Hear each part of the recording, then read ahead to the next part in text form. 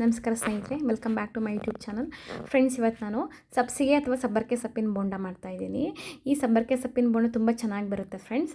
ಆವಾಗ ಅಂದರೆ ಇದು 90s ಕಾಲದಲ್ಲಿ ಈ ಸಬ್ಸಿಗೆ ಸೊಪ್ಪಿನ ಬೋಂಡನ ಸಂತೆಗಳಲ್ಲಿ ₹1ಗೆ 4 ಕೊಡೋರು. ಯಾರೆಲ್ಲ ಅವಾಗ ಸಂತೆಲಿ ಈ ಬೋಂಡ ತಿಂದಿದ್ದೀರಾ ಕಮೆಂಟ್ ಮಾಡಿ ಫ್ರೆಂಡ್ಸ್.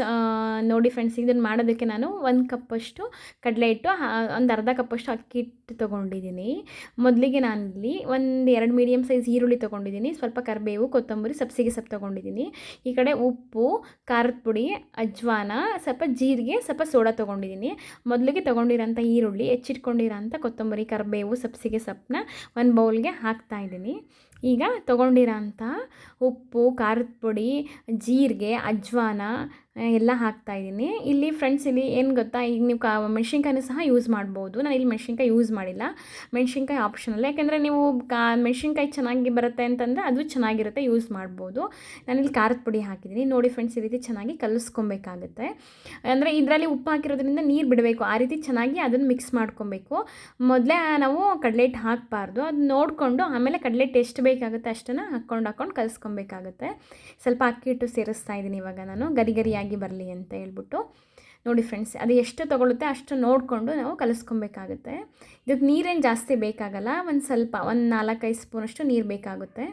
ಈಗ ಸ್ವಲ್ಪ ನೀರು ಹಾಕಿ ಚೆನ್ನಾಗಿ ಕಲಿಸ್ಕೊಳ್ತಾ ಇದ್ದೀನಿ. ಈ ಹದದಲ್ಲಿ ಚೆನ್ನಾಗಿ ಕಲಿಸ್ಕೊಬೇಕಾಗುತ್ತೆ. ನೋಡಿ ಫ್ರೆಂಡ್ಸ್, ನೀರೇನು ಜಾಸ್ತಿ ಬೇಕಾಗ್ತಿಲ್ಲ, ಸ್ವಲ್ಪ ಗಟ್ಟಿಯಾಗಿ ಕಲಿಸ್ತಾ ಇದ್ದೀನಿ. ನೋಡಿ, ಇವಾಗ ನಾನು ಆ ಕಡೆ ತೊಗೊಂಡಿರೋಂಥ ಚಿಟಿಕೆ ಸೋಡಾನು ಸಹ ಹಾಕ್ತಾಯಿದ್ದೀನಿ. ಸೋಡಾನು ಹಾಕಿ ಚೆನ್ನಾಗಿ ಮಿಕ್ಸ್ ಮಾಡ್ಕೊಬೇಕು. ಸೋಡಾ ಎಲ್ಲ ಕಡೆ ತಾಗಬೇಕಲ್ಲ, ಅದಕ್ಕೆ. ನೋಡಿ ಫ್ರೆಂಡ್ಸ್, ಹೀಗೆ ಚೆನ್ನಾಗಿ ಮಿಕ್ಸ್ ಮಾಡ್ಕೊಬೇಕಾಗುತ್ತೆ. ಈ ಹದದಲ್ಲಿ ಕಲಿಸಿದ್ರೆ ಸಾಕು. ಈ ಕಡೆ ನಾನು ಎಣ್ಣೆನೂ ಸಹ ಕಾಯಕ್ಕಿಟ್ಟಿದ್ದೆ, ಕಾದಿದೆ, ಸ್ವಲ್ಪ ಹಾಕಿ ನೋಡಿದ್ದೀನಿ. ಇವಾಗ ನಾನು ಫ್ಲೇಮ್ನ ಕಡಿಮೆ ಇಟ್ಕೊಂಡು ಈ ಕಡೆ ಬೋಂಡನ ಹಾಕ್ಕೊಳ್ತಾ ಇದ್ದೀನಿ. ನಿಮ್ಗೆ ಯಾವ ಥರ ಬೇಕೋ ಆ ಥರ ಹಾಕ್ಕೊಳ್ಳಿ. ನೋಡಿ ಫ್ರೆಂಡ್ಸ್, ಇವಾಗ ಹಾಕ್ತಾಯಿದ್ದೀನಿ. ಫ್ಲೇಮು ಕಡಿಮೆನೇ ಇರಬೇಕು, ಫ್ಲೇಮ್ ಹೈ ಇರಬಾರ್ದು. ಹೈ ಇದ್ದರೆ ಅದು ಸೀದಂಗೆ ಕಾಣ್ಬಿಡುತ್ತೆ, ಬೆಂದಿರಂಗೆ ಕಾಣಿಸುತ್ತೆ, ಒಳಗಡೆ ಬೆಂದಿರಲ್ಲ. ನೋಡಿ ಫ್ರೆಂಡ್ಸ್, ಹಾಕ್ತಾಯಿದ್ದೀನಿ.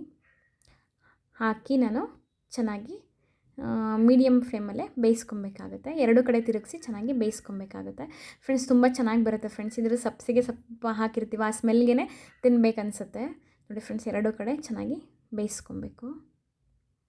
ಈ ರೀತಿ 2 ಕಡೆ ತಿರುಗಿಸ್ಕೊಂಡು ಚೆನ್ನಾಗಿ ಒಂದು ಮೀಡಿಯಮ್ ಫ್ಲೇಮಲ್ಲೇ ಬೇಯಿಸ್ಕೊಬೇಕಾಗತ್ತೆ. ನೋಡಿ ಫ್ರೆಂಡ್ಸ್, ಈಗ ಆಗಿರೋಂಥ ಬೋಂಡನ ನಾನು ತೆಗಿತಾ ಇದ್ದೀನಿ ಒಂದು ಪ್ಲೇಟ್ಗೆ. ತುಂಬ ಚೆನ್ನಾಗಿ ಬರುತ್ತೆ ಫ್ರೆಂಡ್ಸ್, ನೀವು ಒಂದು ಸಲ ಈ ಥರ ಟ್ರೈ ಮಾಡಿ.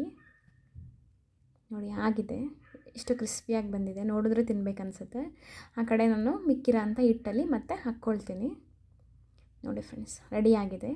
ಸಬ್ಸಿಗೆ ಅಥವಾ ಸಬ್ಬರಿಕೆ ಸೊಪ್ಪಿನ ಬೋಂಡ ರೆಡಿಯಾಗಿದೆ ಫ್ರೆಂಡ್ಸ್. ನೀವು ಒಂದು ಸಲ ಈ ರೆಸಿಪಿನ ಟ್ರೈ ಮಾಡಿ. ಈ ವಿಡಿಯೋ ಇಷ್ಟ ಆದರೆ ಶೇರ್ ಮಾಡಿ, ಲೈಕ್ ಮಾಡಿ, ಕಮೆಂಟ್ ಮಾಡಿ. ಯಾರೆಲ್ಲ ಸಂತೆ ಬೋಂಡ ತಿಂದಿರ್ತೀರ ₹1ಗೆ 4 ಕೊಟ್ಟು, ಅವರು ನೆನಪಿಸ್ಕೊಳ್ಳಿ, ಕಮೆಂಟ್ ಮಾಡಿ. Thank you for watching.